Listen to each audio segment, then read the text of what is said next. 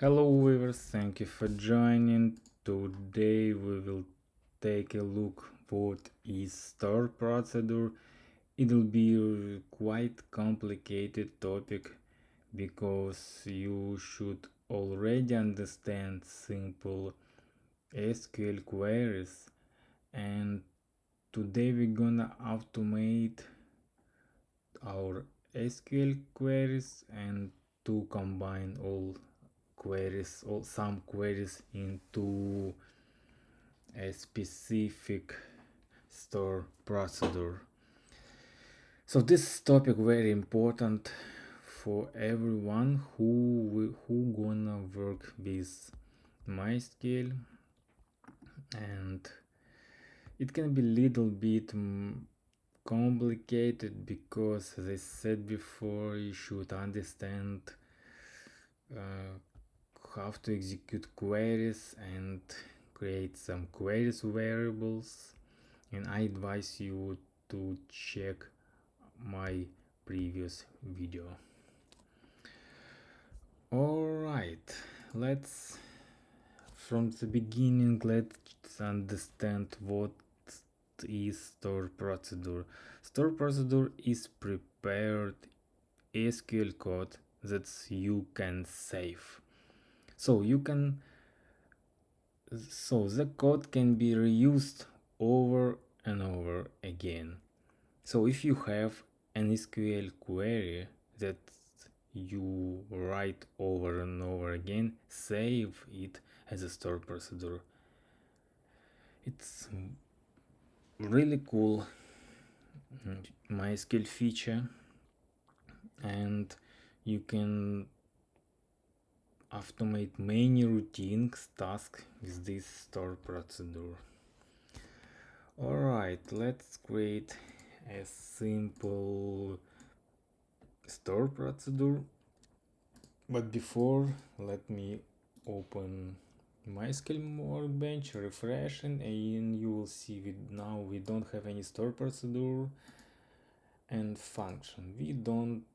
Today we will not focus on function, we will focus on store procedure. As you can see, there are no store procedures exist in this column. Okay, let's change it and create a new one. I'm copying my query, and you can see this my store procedures. From the first time it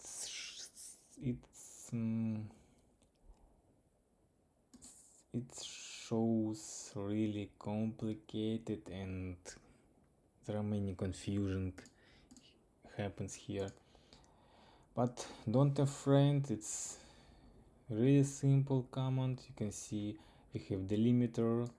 We use delimiter when we execute our big huge query, typically from terminal, but now we don't have terminal. We use workbench in this video, but I still use delimiter even in workbench, and I advise you use the same. You should understand how delimiter useful for you when you execute long queries. The first queries what we have create procedure. It will be my procedure name, which is named as a database compliant, and this database compliance get one integer number, so it gets num as a variable, and this variable has integer type. The next line what we have here, it's begin. In begin we provide our main work code, and next after begin we should provide end to finish our function, our store procedure. So what happens here, we just compare if our number more than 10, then selects more than 20 and set value is not compliant warning. So what does it mean? We ask store procedure. For example, we have a database with large size. For example, it can be 5, 10 or 20 gigabytes, and we want to check if our database compliant or not, because if we have huge database, I would rather recommend to split your database on small parts.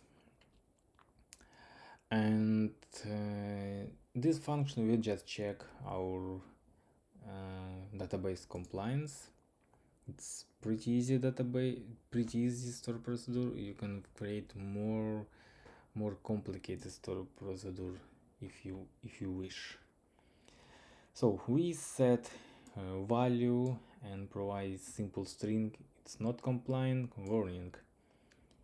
So if number more than 10 gigabytes, database is not compliant. But if we have value less than 10, we getting value from values. We provide values as a string is compliant. It's okay message. And after if block, we select database name and value. Value will be our simple string. Okay, let's create this store procedure. You can see if I refresh, you will see a new database compliance store procedure. We can copy name, we can refresh, drop, create store procedure, alter store procedure. But now we're gonna execute. So how to execute store procedure? It will be a little bit different from function. I will use command as a call. Next, I'm gonna copy my store procedure, and as I said before, database compliant. To execute database compliant, we should provide database size. But before this, I want to ensure I use employees database, and there I will provide 5. Let's check our outputs. You can see we have database employees and it's compliant. We have OK message. Let's delete this and provide, for example, 10 gigabytes. Let's execute it and you will see it's compliant. Why 10 is compliant? Because if we not compliant if we have size more than 10. Let's provide to 15 or maybe 20. I will provide 20. I'd rather provide 20. Let's execute and you can see it's not compliant. We have warning message. As you can see, store procedure works fine. We just execute one small queries, but to deep dive this simple query, execute huge condition and determine our database size compliance. Okay, I think that's it with store procedure.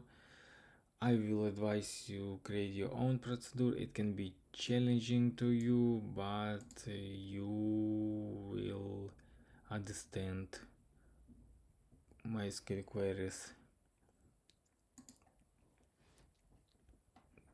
much more better. I think you will use this store procedure in your work, but I advise you before execute store procedure and to execute it and work on your own develop environment. Okay, that's it for today. Thank you for joining. Bye.